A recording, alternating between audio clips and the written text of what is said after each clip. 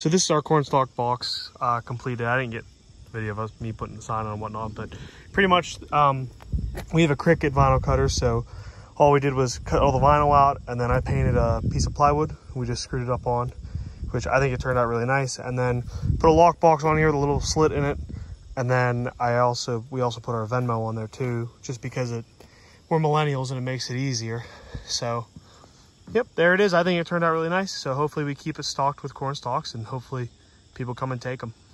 Hey everyone, it's a couple days later. Tonight I'm going to be doing some firewood. So first thing I'm going to do is, the other night I had that 32-inch bar go dull, or the chain go dull on it. So I'm going to switch over to a 28-inch so I don't have to deal with sharpening that one up yet. All right. Oh, figure I'd explain that. This is my Stihl 462. I bought this back in December, January. Pretty much, it's a 71cc saw or a 72. Oh, I forget. 70 to 72cc saw. It's really nice. It's really lightweight. What I like about this is it has the captive nuts, so the nuts don't come off. They stay right on the saw.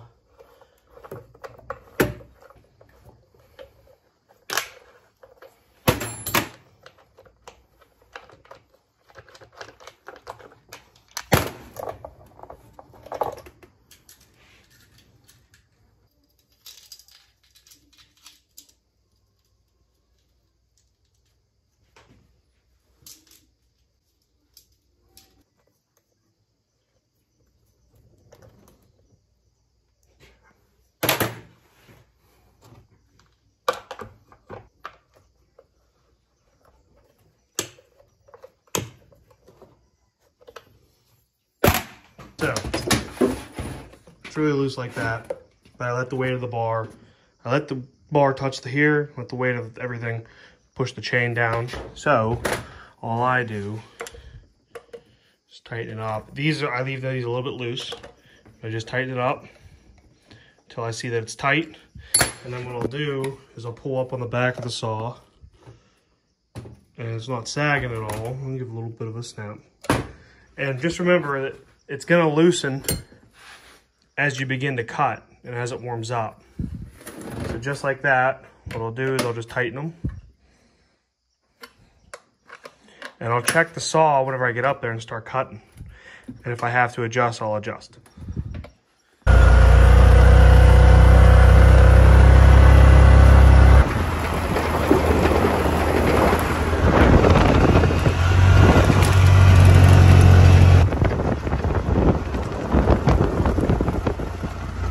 So pretty much I split that last night or two nights ago, I think. Yeah, 2 nights ago. Last night I hung out. I had to move this one, and that one over there. I'm trying to think of the easiest way to do this. I'm probably gonna go back and get wheelbarrow. I don't know. I'm near Pittsburgh, so I say stuff different. I say yins. I say radiator instead of radiator. I don't know. We have our own accent out here. I am gonna see if my chain is sharp though first. I want to do that, and because there's no point in even worrying about it if it's not. Somebody's having fun. Safety first, third, or last, whatever you prefer.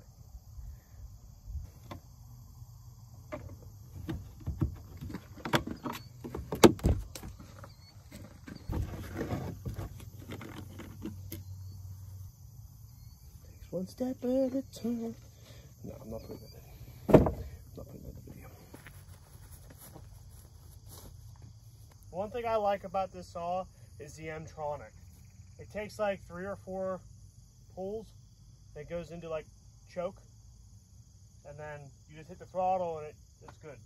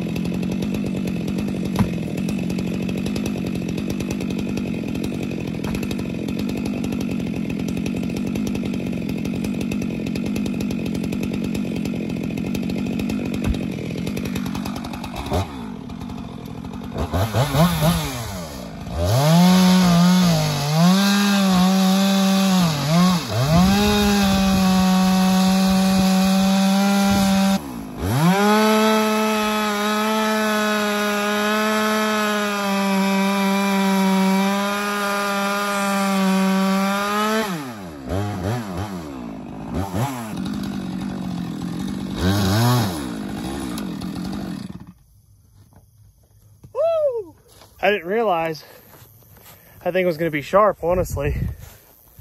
I didn't expect that. I'm going to roll this log over, cut the rest of it. Probably cut that top log. I don't know.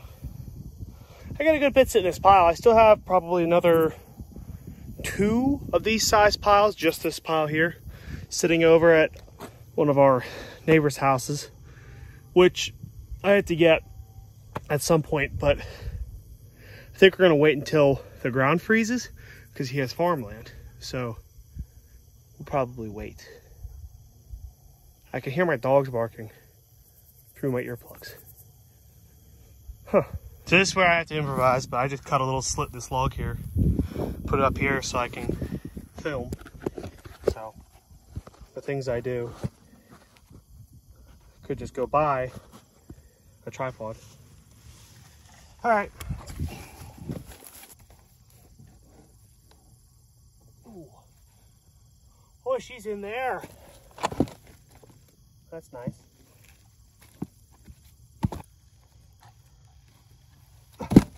That'll work.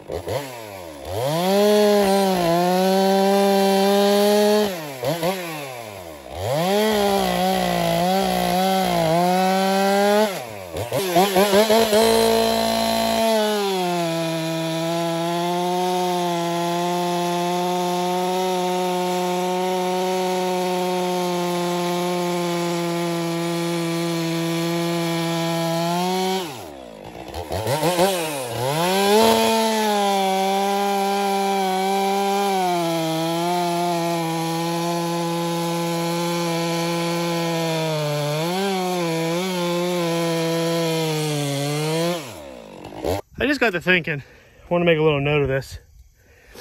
For the past year, I've been learning about chainsaws, about cutting wood, cutting down trees, and things of that nature. That's how I got started doing this. Actually, one of the big YouTubers I follow is Buck and Billy Ray, and Buck and Billy Ray Smith. And he does a lot of, well, he does all tree work and firewood and axes, chainsaws. He does it all. So I got a big inspiration from that to want to do it. I did this as a kid with my dad, and it was kind of forced because like none of us really wanted to be out in the cold doing this. I think back, like those are really good memories, and like I enjoy doing that. And my kids are probably never going to want to do this at the age of 10 or 11 like I was, but I want to do it right now, and I'm enjoying it. And as of a year ago, none of this was here. I didn't own that thing. I didn't own the other chainsaw I own, or the other couple chainsaws I own, and I didn't have a clue of what I was doing. So, but one thing I wanted to make note of is if any of you notice, if any of you noticed in this bigger wood, I don't put the dogs in and cut, okay? By dogs, I mean the teeth. I don't put those in and cut and pry down on the chainsaw. There's no reason to do that. If you have a sharp enough grind, if you have a sharp enough chain, and you take care of it, and you know what you're doing, you have a long enough bar, there's no reason to do that, because it just puts strain on your saw. Let it get to the high RPMs, just let her fly, and just cut through with the end of the bar. That's all you have to do. That's what I do. Now I can understand if you're felling a tree, it's a different story, but for this stuff, I don't do that. I don't hog into it. There's no reason to. It's got plenty of power. It's got plenty of speed. You know, it doesn't make it any faster. If anything, I think it slows you down just because it's slowing the saw down. So that's just my opinion. Take it as it is. That's what I learned from Buck and Billy Ray. That's what I learned from other YouTubers and other people who do tree climbing and tree felling and things of that nature. So, all right, I'm gonna get back to moving this stuff around. Once I move this, I think I'm gonna cut that log.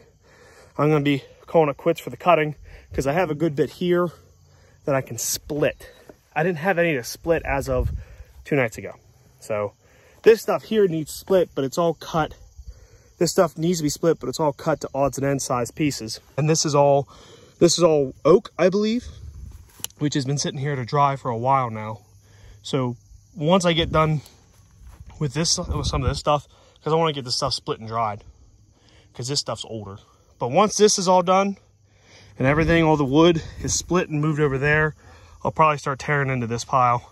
But this is on the back burner for now. This one's heavy. A lot of people tell me that I'm going to regret doing all this heavy lifting whenever I'm older, and honestly, I'm regretting doing it now.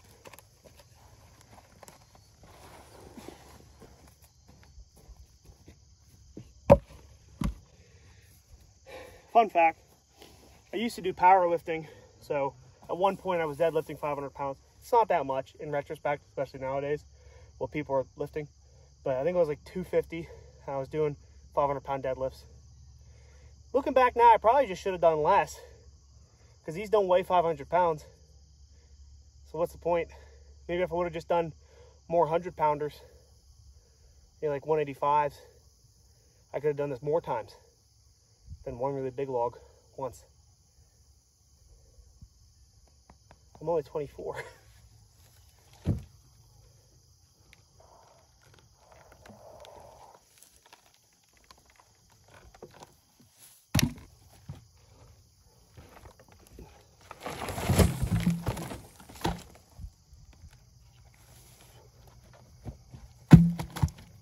Those are heavy. I think I cut them too long.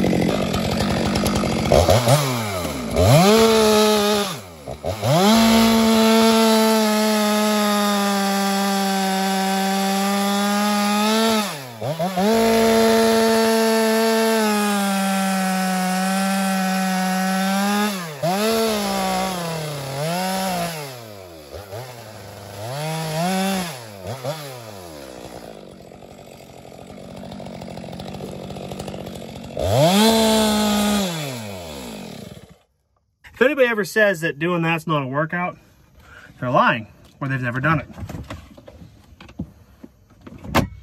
Because I'm sweating. No, I'm not always sweating because of a workout. Normally I'm just a little overweight. So, that'll cause you to sweat too, but. All right, here we go.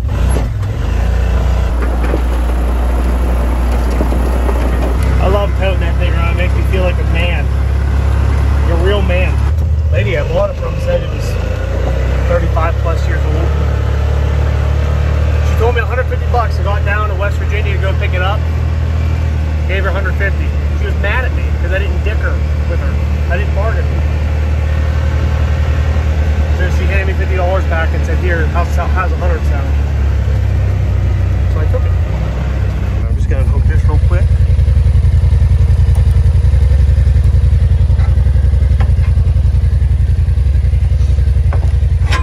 All right, so I'm up here, back up here. Here's my pallets, wheelbarrow. I'm starting to like realize though that I'm double handling everything. So I need to like figure out a way not to do that. Whether it's splitting the firewood over here where it's gonna be drying at, or I don't know. I don't know. I think I am going to build a pallet box though that I can pick up with a skid steer and just move it over to here. Just make a couple trips back and forth instead of sitting there with a wheelbarrow trying to get it all in a wheelbarrow. But we'll see how this goes. It might not take as long, but we'll see. So my original location to put the firewood was over here because I figured the wind comes across diagonally behind this mound and across the valley. Thinking there's a really long stretch from here all the way over to the road. Why not just line the pallets up here so they can dry it here and it'd be closer to this. So that's what I think I'm gonna do.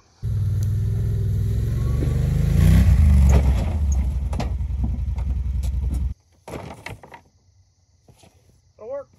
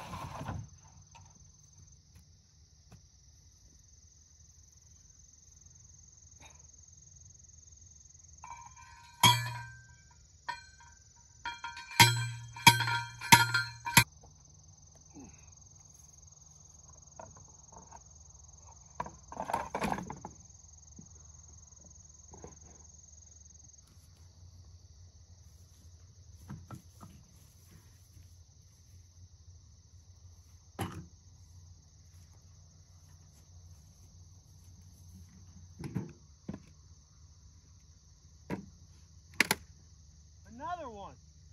Holy cow, must be fat.